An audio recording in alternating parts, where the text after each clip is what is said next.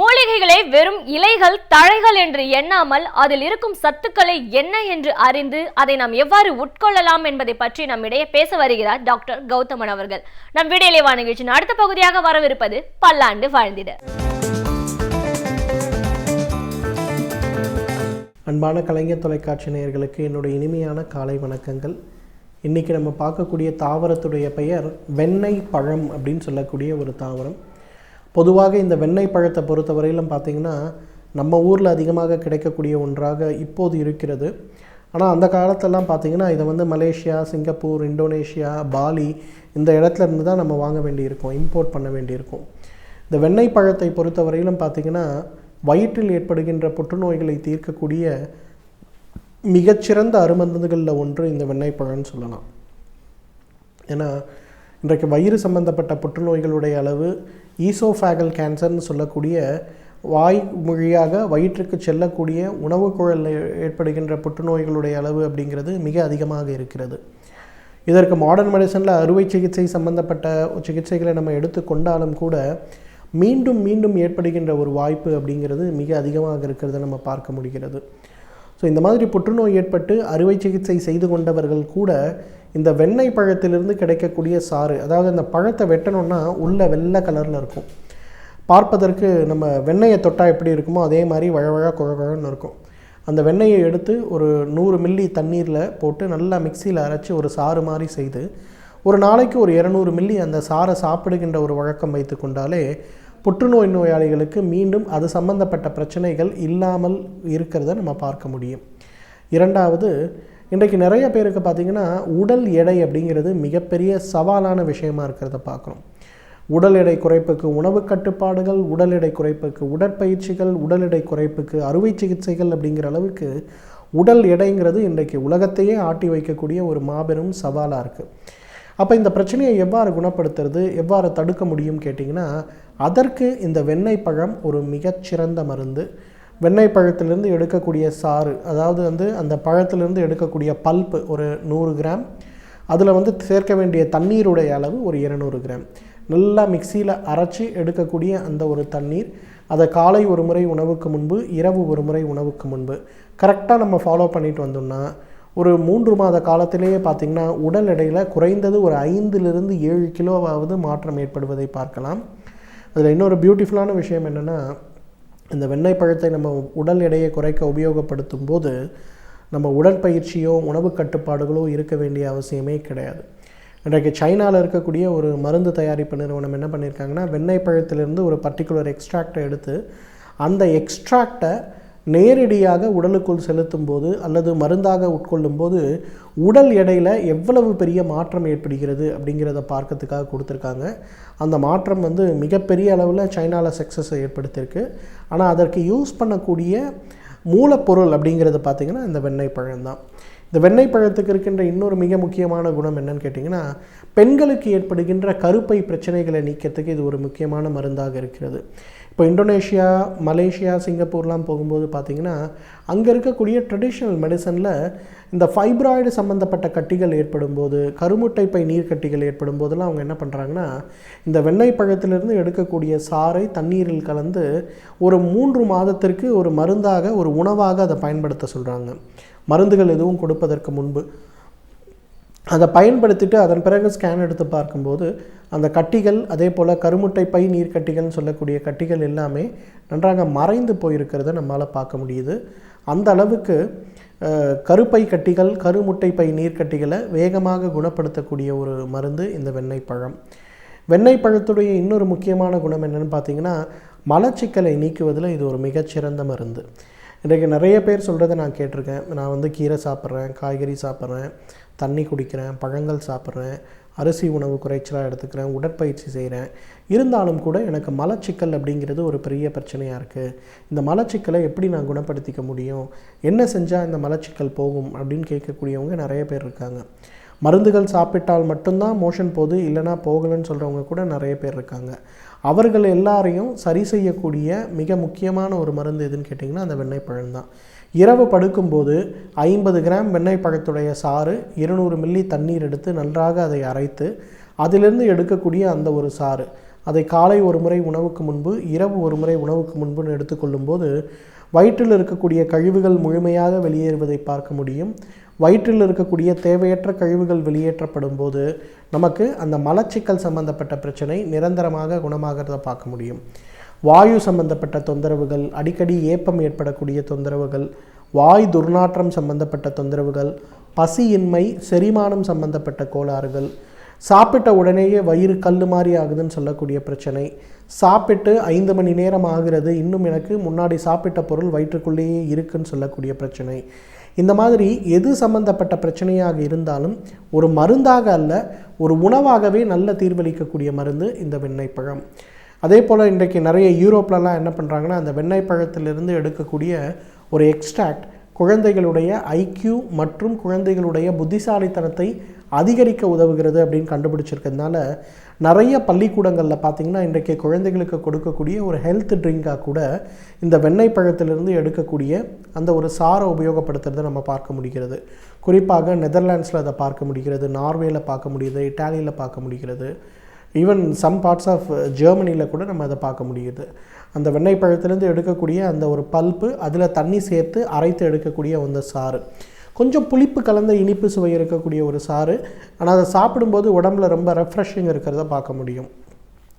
நிறைய நீரிழிவு நோயாளிகளுக்கு பார்த்திங்கன்னா இந்த நாக்கு வறட்சி அப்படிங்கிற ஒரு பிரச்சனை எப்போவுமே இருக்கிறத நம்ம பார்க்கலாம். எப்போ பார்த்தாலும் 24 மணி நேரமும் தண்ணி குடிச்சிக்கிட்டே இருக்கணுன்ற ஒரு தோற்றம், தண்ணி குடிக்க குடிக்க குடிக்க ஒன்றுக்கு அதிகமாக போகும், ஆனாலும் கூட தாகம் அடங்கவில்லை அப்படிங்கிற ஒரு பிரச்சனை இருக்கிறத பார்க்கலாம். அவங்கெல்லாம் என்ன பண்ணலாங்கன்னா மிகச் சுலபமாக இந்த வெண்ணெய் பழத்திலேருந்து எடுக்கக்கூடிய அந்த பல்ப்பு, அதில் கொஞ்சம் தண்ணி சேர்த்து நன்றாக அரைத்து அதை காலை ஒரு முறை உணவுக்கு முன்பு, இரவு ஒரு முறை உணவுக்கு முன்பு, அப்படி இல்லைன்னா அந்த பல்ப்பில் ஒரு 1 லிட்டர் தண்ணி சேர்த்து அரைத்து மோர் சாப்பிடுவது போல் காலை மதியம் இரவுன்னு எப்பெல்லாம் நமக்கு நேரம் இருக்கோ அந்த மாதிரி டைமில் அந்த சாரை குடிச்சிட்டு இருந்தாங்கன்னா உடம்புல நல்ல மாற்றங்கள் ஏற்படுவதை பார்க்க முடியும். உடலில் இருக்கக்கூடிய தேவையற்ற கழிவுகள் வெளியேறுவதனால சர்க்கரை நோய்கள், இதய நோய்கள், இதயத்தில் இருக்கக்கூடிய அடைப்பை ஏற்படுத்தக்கூடிய கொலஸ்ட்ரால் சம்பந்தப்பட்ட கோளாறுகள், அதே போல் உடல் எடை சம்பந்தப்பட்ட காரணிகள், குறிப்பாக பெண்களுக்கு ஏற்படுகின்ற பிரச்சனை அடிவயிறு, வயிறு, பிட்டப்பகுதி, தொடைப்பகுதி, இதில் ஏற்படுகின்ற தேவையற்ற அந்த ஒரு ஹெவினஸ் சம்பந்தப்பட்ட பிரச்சனைகள், இதெல்லாம் படிப்படிப்படியாக குறைந்து மறைந்து போகிறத நம்ம பார்க்க முடியும். அந்த அளவுக்கு உடலில் ஆரோக்கியமாக வைத்துக்கொள்வதற்கு, ஏன்னா இன்றைக்கி நிறைய பிரச்சனைகள் பார்த்திங்கன்னா இந்த மருந்தை சாப்பிட்றேன், அந்த மருந்தை சாப்பிட்றேன், இந்த உணவு சாப்பிட்றேன், அந்த உணவு சாப்பிட்றேன், இவ்வளோ உடற்பயிற்சி செய்கிறேன், இந்த மெஷின் வீட்டில் வச்சுருக்கேன்னு சொல்லக்கூடியவர்களுடைய எண்ணிக்கை தான் இன்றைக்கி அதிகமாக இருக்கே தவிர ஆரோக்கியமாக இருக்கவர்களுடைய எண்ணிக்கை இருக்கிறதே கிடையாது. அந்த ஆரோக்கியமான ஒரு வாழ்க்கைக்கு பார்த்திங்கன்னா அந்த வெண்ணெய் பழம் ரொம்ப முக்கியம். இந்த வெண்ணெய் பழத்தை ஒரு மருந்தாக அல்ல, ஒரு உணவாக தினசரி சாப்பிடுகின்ற ஒரு வழக்கத்தை வைத்து கொண்டாலே நம்மாலும் பல்லாண்டு காலம் ஆரோக்கியமாக வாழ்ந்திட முடியும். தீயவைகளையும் நன்மைகளையும் உள்ளடக்கியவைதான் இந்த சமுதாயம். இந்த சமுதாயத்தில் நம்மை நாம் எவ்வாறு பாதுகாத்துக் கொள்ளலாம் என்பதை பற்றி நம்மிடையே பேச வருகிறார் எழுத்தாளர் மனுஷபுத்திரன் அவர்கள். நம் வீடியோலேவா நிகழ்ச்சியின் அடுத்த பகுதியாக வரவிருப்பது தேதும் நன்றும்.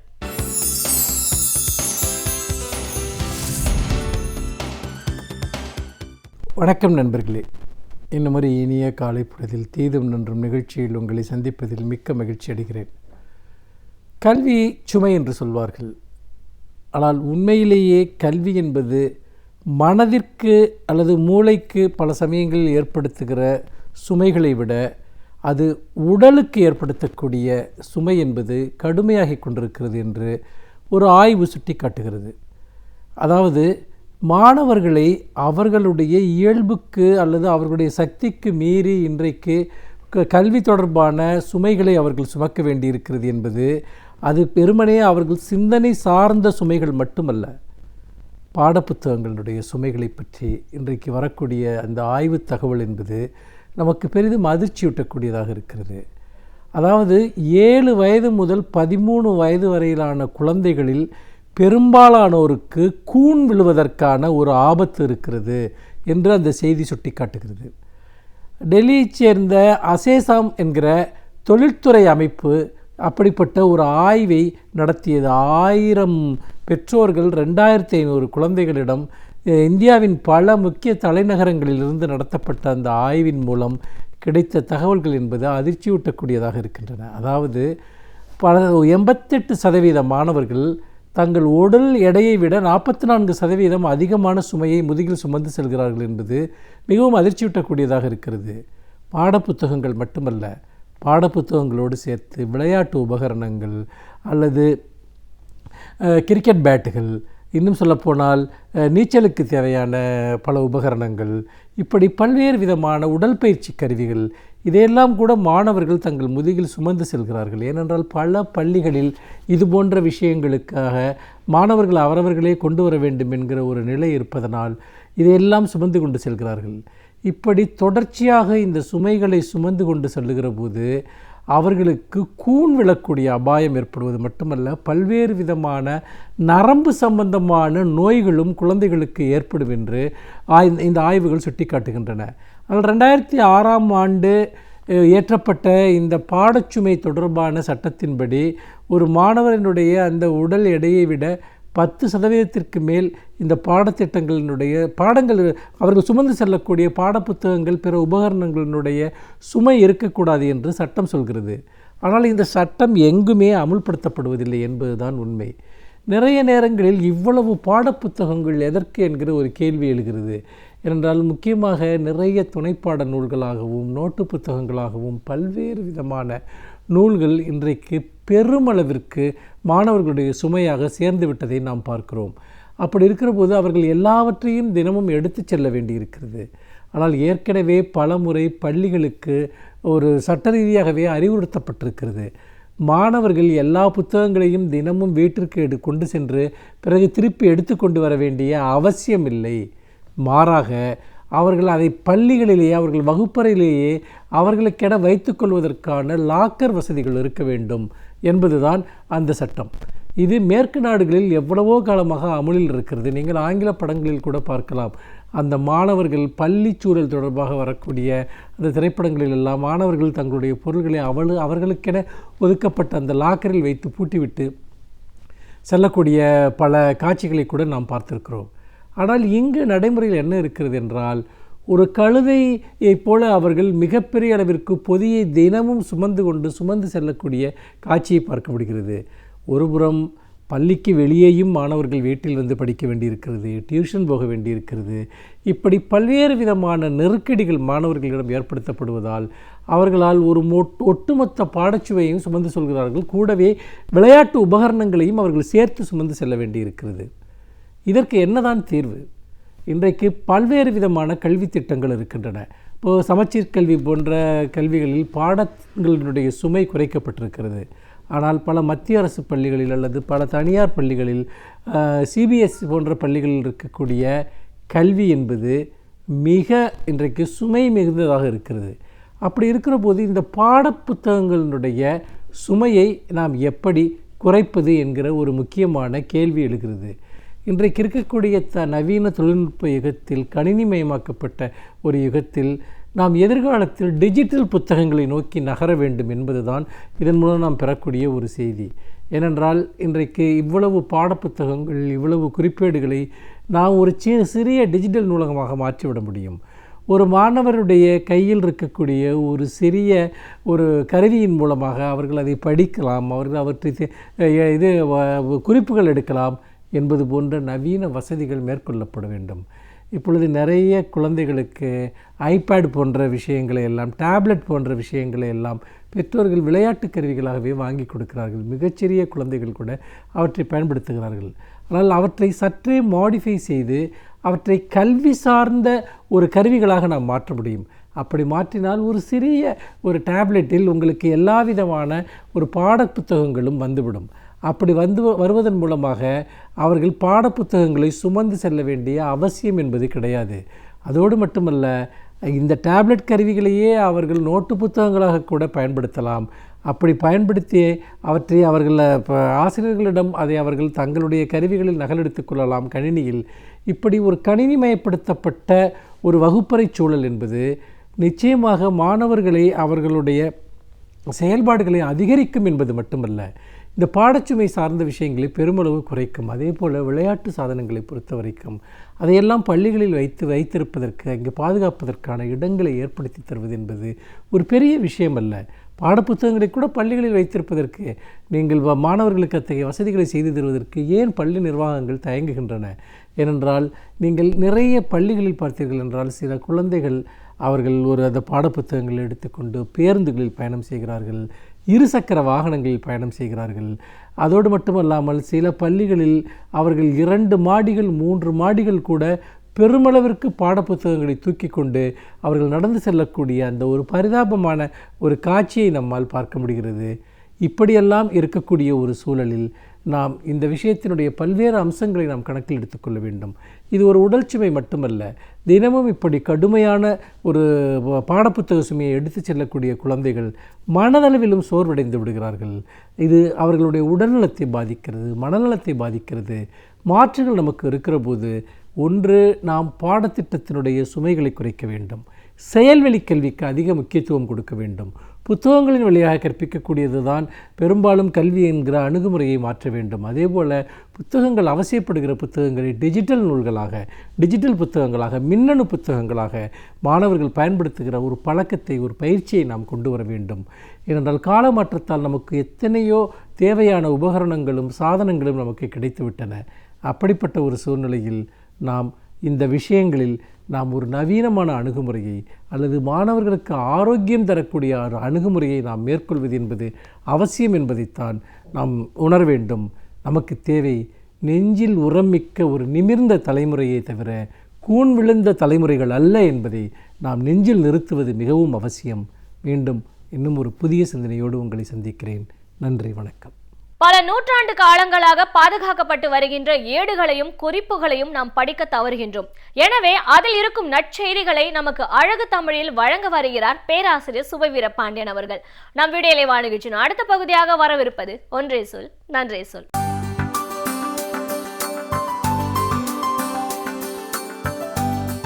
அனைவருக்கும் என் அன்பு வணக்கம். தென்கொரியாவில் கடந்த வாரம் நடந்திருக்கிற ஒரு அதிரடியான அரசியல் நிகழ்வு உலகத்தையே திரும்ப பார்க்க வைத்திருக்கிறது என்று சொல்ல வேண்டும். உலகமெங்கும் இருக்கிற எல்லா நாடுகளிலும் ஊழல் குற்றச்சாட்டுகள் இருக்கின்றன. அதனை ஆளுங்கட்சிகள் மறுப்பதும் எதிர்க்கட்சிகள் அதனை வலியுறுத்துவதுமான போராட்டங்களும் நடைபெறுகின்றன. ஆனால் ஆளுங்கட்சி உறுப்பினர்களும் கூட ஒருங்கிணைந்து இல்லை அவரை இடைநீக்கம் செய்து விசாரிப்பது தான் சரி என்று ஒரு நாட்டில் சொல்லியிருக்கிறார்கள் என்றால் அது தென்கொரியாவிலே தான் நடைபெற்றிருக்கிறது. தென்கொரியாவினுடைய அதிபராக இருந்து பார்க் வென் ஹை என்கிற ஒரு பெண்மணி, அவருடைய ஆட்சியில் ஒரு பெரிய ஊழல் நடைபெற்று கொண்டிருக்கிறது என்று 2014 ஆண்டு ஒரு குற்றச்சாட்டு எழுந்தது. அந்த குற்றச்சாட்டு குறித்து பலரும் பல்வேறு விதமான செய்திகளை, அதற்கு பிறகு ஆதாரங்களை தந்து கொண்டிருந்தார்கள். ஆனாலும் அது மெய்ப்பிக்கப்படாமலேயே இருந்தது. இப்போதும் அது மெய்ப்பிக்கப்படவில்லை என்றாலும் அதற்கான அடிப்படை ஆதாரங்கள், சட்ட மொழியிலே சொல்ல வேண்டுமென்றால் பிரைமா ஃபேசி என்று சொல்லுவார்கள், அந்த அடிப்படை ஆதாரங்கள் கிடைத்திருக்கின்றன என்கிற நிலையில் அவர் மீது நம்பிக்கையில்லா தீர்மானத்தை அங்கே இருக்கிற 3 எதிர்க்கட்சிகள் ஒன்றாக சேர்ந்து கொண்டு வருகின்றன. 3 எதிர்க்கட்சிகள் இல்லை, கூடுதலான எதிர்க்கட்சிகள் சேர்ந்தாலும் ஆளுங்கட்சி தான் வலிமையாக இருக்கிறது என்பதனாலே அவர்கள் அதனை நிறைவேற்றிவிட முடியாது என்றுதான் எல்லோரும் கருதினார்கள். ஆனால் யாரும் எதிர்பார்க்காத விதமாக டிசம்பர் 2வது வாரத்தில் அந்த தீர்மானம் நிறைவேற்றப்பட்டிருக்கிறது. எப்படி நிறைவேற்றப்பட்டிருக்கிறது என்றால், மொத்தமுள்ள 300 உறுப்பினர்களில் நாடாளுமன்றத்தில் 234 பேர் அந்த தீர்மானத்தை ஏற்றுக்கொண்டு அவர் மீது விசாரணை நடத்தப்பட வேண்டும் என்று வாக்களித்திருக்கிறார்கள். 300க்கு 234 என்று சொன்னால் கண்டிப்பாக ஆளுங்கட்சி உறுப்பினர்களும் சேர்ந்தே வாக்களித்திருக்கிறார்கள் என்பது அதன் பொருள். இப்படிப்பட்ட ஒரு மாற்றம் உலகில் வேறு எங்காவது நடக்குமா என்று எண்ணி பார்த்தால் வாய்ப்பு இல்லை என்றுதான் சொல்ல வேண்டியிருக்கிறது.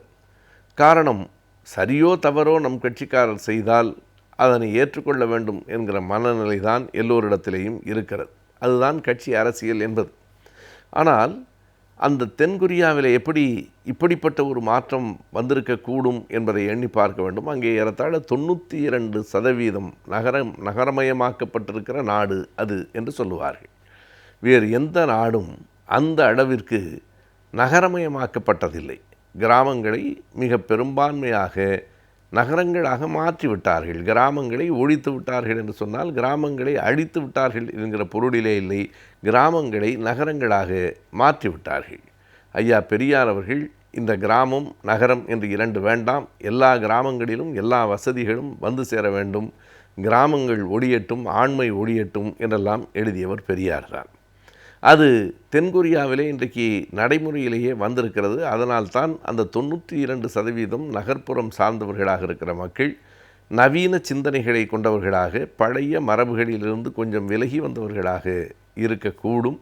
அதனால்தான் அந்த புதுமையான சிந்தனையின் அடிப்படையில் தவறு செய்திருந்தால் நம் கட்சிக்காரராக இருந்தாலும் தண்டிக்கப்பட வேண்டும் என்கிற எண்ணத்தில் இன்றைக்கு அந்த அதிபர் பார்க் வென்ஹை 6 மாத காலம் இடைநீக்கம் செய்யப்பட்டு அவர் மீதான விசாரணை தொடங்கி இருக்கிறது. 9 பேர் கொண்ட நீதிபதிகள் அந்த குற்றத்தை விசாரிக்க இருக்கிறார்கள். அவர்கள் நாட்டு சட்டம் என்ன சொல்லுகிறது என்றால், அந்த 9 பேர் கொண்ட நீதிபதிகளின் குழுவில் பெரும்பான்மை, அதாவது 5 பேர் ஒரு தீர்ப்புக்கு வந்துவிட்டால் அதுதான் முடிவு என்று அந்த நாடு சொல்லவில்லை. அது அந்த நாட்டினுடைய அதிபரை பற்றிய தீர்ப்பு என்கிற காரணத்தினாலே தனி பெரும்பான்மை போதாது, 3/2 பங்கு பேர் சொல்ல வேண்டும். அதாவது 9 நீதிபதிகளில் 6 நீதிபதிகள் குற்றத்தை ஏற்றுக்கொண்டால் அவருக்கு தண்டனை வழங்கப்படும். 6 பேருக்கு குறைவாகத்தான் சொல்லுகிறார்கள் என்றால் பார்க் வென்ஹை மறுபடியும் அந்த நாட்டினுடைய அதிபராக ஆகிவிடுவார். இப்படி ஒரு சட்டம் நிறைவேறியிருக்கிறது. தென்கொரியாவினுடைய பழைய வரலாற்றை நாம் திரும்பி பார்த்தால் அது பல திருப்பங்களை கொண்டது. இந்த அளவிற்கு ஜனநாயகபூர்வமாக சிந்திக்கிற அந்த நாட்டின் நாடாளுமன்றம் அடிப்படையில் காலகாலமாக தலைமுறையாக மன்னர்களின் ஆட்சியிலே இருந்து வந்த நாடு. 3 நாடுகளாக இருந்து பிறகு அவை 2ஆக ஆக்கப்பட்டு அந்த வடகொரியா தென்கொரியா என்பதும் ஒன்றாக இணைக்கப்பட வேண்டும் என்கிற சிந்தனை 1940களிலே ஏற்பட்டு 1943 ஆண்டு அந்த கைரோ டிக்ளரேஷன் என்று சொல்லுவார்கள், கைரோ என்கிற அந்த ஊரில் ஏற்பட்ட ஒப்பந்தத்தின்படி வடகொரியாவும் தென்கொரியாவும் ஒருங்கிணைக்கப்பட்டு இனிமேல் கொரியா என்று அழைக்கப்படும் என்கிற முடிவு எடுக்கப்பட்டது. ஆனால் அந்த முடிவு நடைமுறைப்படுத்தப்படவில்லை, அல்லது அதனை நடைமுறைப்படுத்த இயலவில்லை. காரணம், வடகொரியாவுக்கு பின்னால் ஒரு வல்லரசும் தென்கொரியாவுக்கு பின்னால் இன்னொரு வல்லரசும் இருந்ததை உலகம் அறியும். வடகொரியாவுக்கு ஆயுதங்கள் அழித்து எல்லா விதமான ஆதரவையும் தந்தது சோவியத் யூனியன். அது மட்டுமல்லாமல் சீனாவும் வடகொரியாவுக்கு ஆதரவாக இருந்தது. தென்கொரியாவை பின்புலத்திலே இருந்து இயக்கிய நாடு அமெரிக்கா. எனவே அமெரிக்காவும் சோவியத்தும் தங்களினுடைய வலிமையை பல நாடுகளில் சோதித்து கொண்டதைப் போல கொரியாவிலும் சோதித்து கொண்டன. ஆகையினாலே அங்கே 2 நாடுகளும் ஒருங்கிணைய முடியவில்லை. இறுதியாக 1948 ஆண்டு மிக தீர்மானமாக வடகொரியா வேறு தென்கொரியா வேறு என்று 2 நாடுகளாக பிரிக்கப்பட்டது. தென்கொரியாவிலே அமெரிக்காவினுடைய ஆதரவோடு கூடிய ஒருவர் அதிபராக நியமிக்கப்பட்டார். வடகொரியாவிலே சோவியத்தினுடைய ஆதரவோடு கூடிய ஒருவர் அதிபராக நியமிக்கப்பட்டார். 2 நாடுகளிலும் அந்தந்த நாட்டு மக்கள் அதிபர்களை தேர்ந்தெடுக்கவில்லை, வெளியிலே இருந்து 2 பெரும் அரசுகள் தேர்ந்தெடுத்தன. ஆனால் அதற்கு பிறகு அந்த மோதல்கள் இருந்து கொண்டே இருந்தன. 1950 தொடங்கி 53 வரைக்கும் 2 நாடுகளுக்கும் இடையிலே ஏற்பட்ட அந்த போரைத்தான் த ஃபர்ஸ்ட் கொரியன் வார் என்று வரலாற்று ஆசிரியர்கள் குறிக்கிறார்கள். முதல் கொரிய யுத்தம் 3 ஆண்டுகள் நடைபெற்றது. ஏறத்தாழ 12 லட்சம் மக்கள் அதிலே இறந்து போனார்கள். வடக்கிலே இறந்தாலும் தெற்கிலே இறந்தாலும் இறந்தவன் எல்லோரும் கொரியன்தான். எனவே 12 லட்சம் பேர் இறந்தார்கள். வடகொரியாவுக்கு ஆதரவாக லட்சக்கணக்கான போர் வீரர்களை சீனா அனுப்பி வைத்தது. ஏறத்தாழ வடகொரியா தென்கொரியாவையும் சேர்த்து கைப்பற்றி விடுகிற நிலையில் ஐக்கிய நாடுகள் அவை தலையிட்டு மறுபடியும் உள்நாட்டு மோதல்கள், 2 நாடுகளுக்கும் இடையிலான மோதல்கள் என்கிற நிலை தொடர்ந்து இருந்து கொண்டிருக்கிறது. ஆனால் இத்தனை மோதல்களையும் தாண்டி தென்கொரியா அறிவியலில் மிகப்பெரிய வளர்ச்சி பெற்றிருக்கிறது என்பதுதான் அதற்கு குறிக்கப்பட வேண்டிய பெருமைகளில் ஒன்றாக இருக்கிறது. அந்த அறிவியல் வளர்ச்சி காரணமாக இன்றைக்கு நம் வீடுகளிலே கூட இருக்கிற தொலைக்காட்சியோ மற்ற பொருள்களையோ மின் அணு சாதனங்களை நாம் பார்த்தால் அவற்றுள் பல அந்த தென் கொரிய நாட்டு நிறுவனங்களாகத்தான் இருக்கும். கொரியன் கம்பெனிஸ் என்று சொல்லுவார்கள். அப்படி அறிவியலில் வளர்ந்திருக்கிறார்கள், நாகரிகத்தில் வளர்ந்திருக்கிறார்கள். கட்சி எல்லைகளை கடந்து நியாயத்தை நிலைநிறுத்த வேண்டும் என்கிற ஒரு போர்க்குணம் கூட அவர்களிடம் இருக்கிறது என்பதை இந்த நிகழ்ச்சி நமக்கு எடுத்து காட்டுகிறது. இன்றைய காலகட்டத்தில் வணிகம் என்பது மிகவும் பிரபலமாகிக் கொண்டே வருகின்றது. வணிகம் மூலம் நாம் எவ்வாறு சேமிக்கலாம் என்பதை பற்றி இன்றைய வணிகம் பகுதியில் பார்க்கலாம். நம் வீடியோலேவா நிகழ்ச்சியின் அடுத்த பகுதியாக வரவிருப்பது ஆலோசனை நேரம்.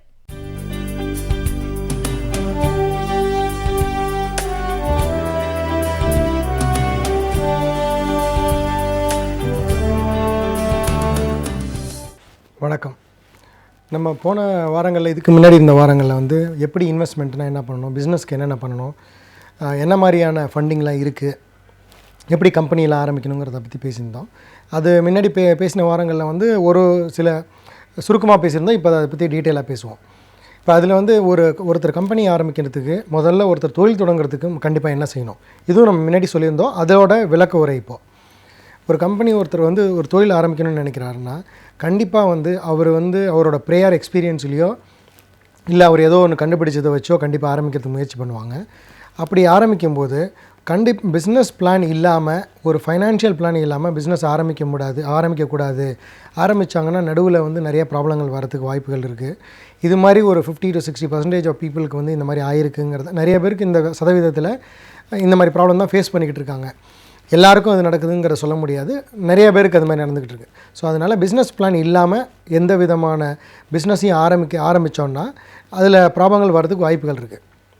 ஸோ இப்போ அதனால் முதல்ல இப்போ டாப்பிக்கை பார்க்கும்போது பிஸ்னஸ் பிளான்னா என்ன, பிஸ்னஸ் பிளான் அப்படிங்கிறது வந்து என்னென்னா, ஒரு பிஸ்னஸ் ஆரம்பிக்கிறதுக்கு முன்னாடி இந்த பிஸ்னஸ்க்கு என்னென்ன விதத்தில் நம்ம மார்க்கெட்டிங் சப்போர்ட் பண்ணுவோம், என்னென்ன மாதிரியாக நம்ம மந்த்லி வந்து நமக்கு எக்ஸ்பெண்டிச்சர் வச்சுக்கணும், நமக்கு எங்கெங்கேருந்துலாம் ஆர்டர் வரும், அதுக்கு எவ்வளோ நாள் ஆகும், அதுக்கு வேண்டிய பணத்தை நம்ம எங்கேருந்து ரெடி பண்ணுவோம், ஆர்டருக்கு வேண்டிய ஆர்டர் எங்கேருந்துலாம் கிடைக்கும் அப்படிங்கிற பிளானை வந்து ரெடி பண்ணி, அதுக்கப்புறம் டீட்டெயில் ஃபினான்ஷியல் பிளான் பண்ணி அதுக்கேற்ற மாதிரி ஒரு கம்பெனியை உருவாக்கி, அந்த கம்பெனி உருவாக்கினதுக்கு ஏற்ற மாதிரி பேங்க்லேயோ இல்லை ஒரு இன்வெஸ்டர்கிட்டயோ பணம் வாங்குறதுக்கு தான் நம்ம வந்து இப்போ டீட்டெயிலாக பற்றி பேசிகிட்ருக்கோம். ஸோ அதில் பார்த்தீங்கன்னா இப்போ ஒருத்தர் வந்து கம்பெனி ஆரம்பிக்கணும்னா, ஒருத்தர் வந்து தொழில் தொடங்குறதுக்கு என்ன பண்ணணும், சோல் ப்ரொப்ரைட்டர்ஷிப்பாக பண்ணலாம். சோல் ப்ரொப்ரைட்டர்ஷிப்னா என்ன அர்த்தம்னா, அவரே தனியாக வந்து ஒரு பார்ட்னர்ஷிப்லாம் இல்லாமல் தனியாக ஆரம்பிக்கிறது. அதுலேயே 2 டைப் இருக்குது. சிங்கிள் பர்சன் கம்பெனின்னு ஒன்று இருக்குது, சிங்கிள் பர்சன் ப்ரொப்ரைட்டர்ஷிப்பாகவும் பண்ணலாம். அடுத்தது 2 பேர் சேர்ந்து செய்யக்கூடியதுக்கு பேர் பார்ட்னர்ஷிப்னு பேர். இதுக்கப்புறம் 2 ஷேர் ஹோல்டர் சேர்ந்து 200 ஷேர் ஹோல்டர் வரைக்கும் மேக்ஸிமமாக கொண்டு வரக்கூடிய நிறுவனத்துக்கு டைப்புக்கு பேர் ப்ரைவேட் லிமிடெட்னு பேர். அதுக்கு அடுத்தது வந்து பப்ளிக் லிமிடெட்னு சொல்லுவோம். இதை தவிர வந்து ஃபாரினில் இருக்கக்கூடிய கம்பெனி வந்து இந்தியாவில் ஆரம்பிக்கிறாங்கன்னா அதுக்கு பேர் பிரான்ச் ஆஃபீஸ்னு சொல்லுவாங்க, இல்லைனா ப்ராஜெக்ட் ஆஃபீஸ்னு சொல்லுவாங்க. இப்படி பார்த்திங்கன்னா அதுமாதிரி லிமிடெட் லைபிலிட்டி பார்ட்னர்ஷிப்னு ஒன்று இருக்குது. இதுதான் மொத்தம் ஒரு 8லேருந்து 9 டைப் ஆஃப் வந்து கம்பெனி மாடல் இருக்குது.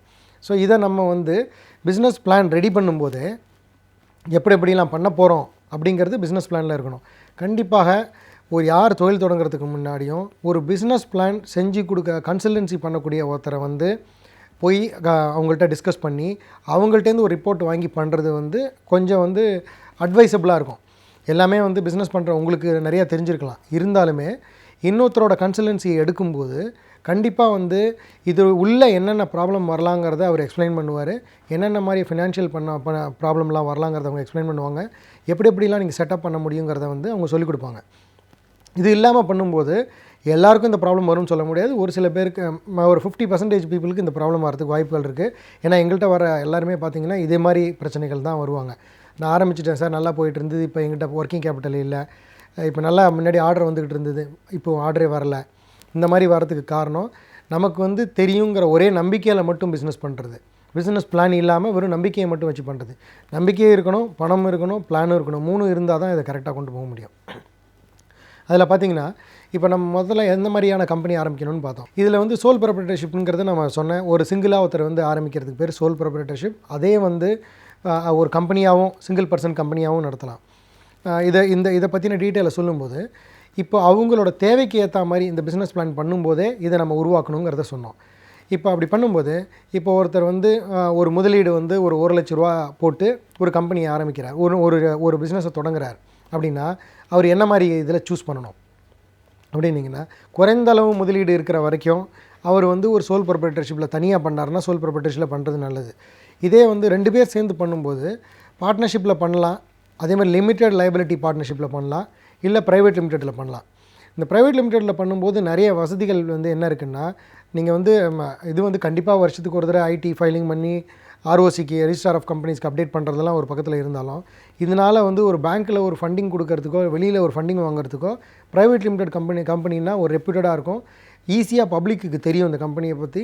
ஸோ இந்த மாதிரி மெத்தடில் வந்து முடிஞ்ச வரைக்கும் ஓரளவு கேபிட்டல் 1 லட்சத்துக்கு மேலே இருந்ததுன்னா ஒரு ப்ரைவேட் லிமிட்டடாக ஆரம்பித்து பண்ணிங்கன்னா அது ரொம்ப ரொம்ப உங்களுக்கு உதவியாக இருக்கும். பின்னாடி வந்து ஃபண்டிங்க்கெல்லாம் ஈஸியாக பிளான் பண்ணலாம். ஸோ அடுத்தது என்ன பண்ணணும், அப்போ வந்து முதலீடு கொண்டு வர்றது. இப்போ முதலீடு வந்து உங்கள்கிட்ட என்ன முதலீடு இருக்கோ அதை முதல்ல ஸ்பெண்ட் பண்ணிவிட்டு அதுக்கப்புறமா கம்பெனியை ஃபார்ம் பண்ணி அதுக்கப்புறமா பிஸ்னஸ் பிளானை போட்டு அதுக்கப்புறமா ஃபினான்ஷியல் பிளானை போட்டு அதுக்கப்புறம் பேங்க் ஃபண்டிங் போகிறது வந்து அட்வைசபிள் கிடையாது. ஸோ இதுதான் பண்ணலாம். இப்போ நான் பேசிக்கிட்டு இருக்கிறது எல்லாமே இதுதான் 100% நீங்கள் பண்ணணுங்கிறதுக்காக சொல்லலை. இது வந்து ப்ராக்டிக்கலாக நிறையா பேருக்கு இது சக்ஸஸ்ஃபுல்லாக வந்ததை நாங்கள் உங்களுக்கு சொல்லித்தரோம். இது வந்து 100% நம்ம சொன்னது தான் கரெக்ட் அப்படிங்கிறதுக்காக இல்லை, ஒவ்வொருத்தருக்கும் அவங்கவுங்களோட சுச்சுவேஷனில் இருக்கும்போது தான் தெரியும்.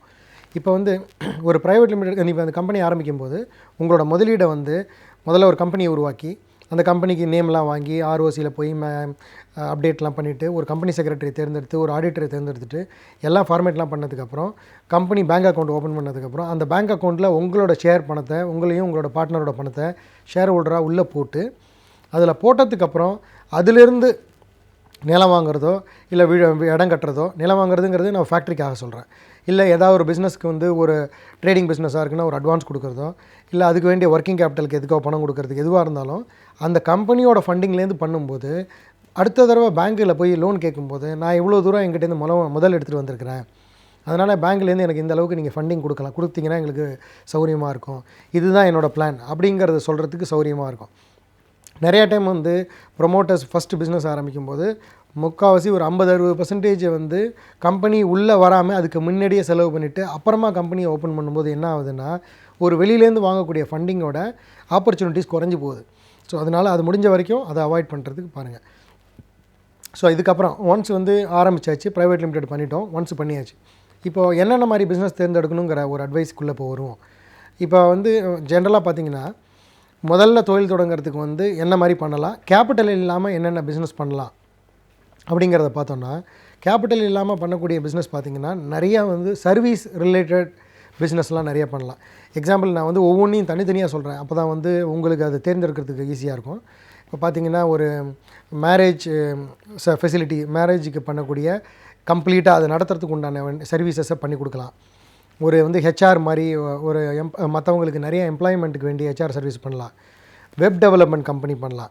இப்போ நம்ம வந்து 2-3 டைப்பாக போச்சோம். ஐடி முதல்ல பேசினோன்னா வெப் டெவலப்மெண்ட் பண்ணி கொடுக்கலாம். அப்புறம் வெப் டெவலப்மெண்ட் பண்ணதுக்கப்புறம் வெப்சைட் மெயின்டெனன்ஸ் பண்ணி கொடுக்கலாம். அதே இதில் வந்து டிஜிட்டல் மார்க்கெட்டிங் பண்ணி கொடுக்கலாம். சோஷியல் மீடியா ப்ரொஃபைல் இது மாதிரி நிறையா ரெடி பண்ணி கொடுக்க முடியும். அவங்களுக்கு வேண்டிய மார்க்கெட்டிங் சர்வீசஸ்ஸை ஆன்லைன் வழியாக பண்ணி கொடுக்க முடியும். அதே மாதிரி ஸ்மால் லெவலில் இருக்கிற கம்பெனிஸ் பார்த்திங்கன்னா சவுத் இந்தியாவில் பார்த்திங்கன்னா நிறைய கம்பெனிஸ் வந்து அவங்களுக்கு வேண்டிய சாஃப்ட்வேரை வந்து வாங்கி வச்சுருப்பாங்களே தவிர டோட்டலாக ஆட்டோமேட் பண்ணக்கூடிய பிஸ்னஸ்க்கு உண்டான ஐடி பண்ணியிருக்க மாட்டாங்க. இப்போ நிறைய ஐடியில் படித்தவங்க, நிறைய ஐடியில் வேலை பார்த்தவங்க, ஏற்கனவே நல்ல நாலேஜோடு இருக்கிறவங்கலாம் கண்டிப்பாக இந்த இதை தேர்ந்தெடுத்துக்கலாம். ஏன்னா இதில் வந்து இனிஷியலாக அதிகமான கேபிட்டல் போட வேண்டிய வந்து சான்சஸ் வராது. ஸோ இந்த ஐடியில் இருக்கிறவங்களுக்கு இந்த ஒரு 5-6 ஆப்பர்ச்சுனிட்டிஸ் இருக்குது. இதை தவிர இன்னும் நிறையாவும் இருக்குது. இது பேசிக்காக நான் சொல்கிறேன். அதே மாதிரி பார்த்திங்கன்னா நான் ஐடி ரிலேட்டடில் பார்த்திங்கன்னா ஒரு வந்து ட்ரேடிங் பண்ணலாம், பல்சஸோ ட்ரேடிங் பண்ணலாம். அதே மாதிரி மேரேஜ் கேட்ரிங் சர்வீசஸ் பண்ணலாம். அதுக்கப்புறம் வந்து எம்ப்ளாய்மெண்ட் சர்வீசஸ், யாருக்காக வேலைக்கு வந்து ஆள் எடுத்து கொடுக்குற வேலையை பண்ணி கொடுக்கலாம். இது மாதிரி வந்து மேனுஃபேக்சரிங் சர்வீசஸ் இண்டஸ்ட்ரியில் இன்னும் நிறையா இருக்குது.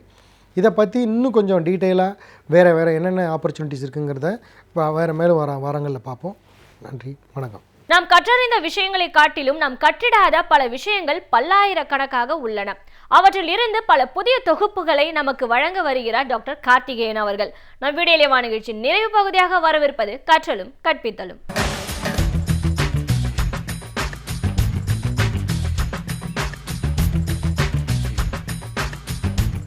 பெற்றோர்கள் பிள்ளைகளுக்கு செய்ய வேண்டியது என்ன, பிள்ளை வளர்ப்பு என்பதை விட பெற்றோர்களாக இருப்பது எப்படி அப்படிங்கிறத பற்றி தான் பேசிகிட்டு இருக்கோம்.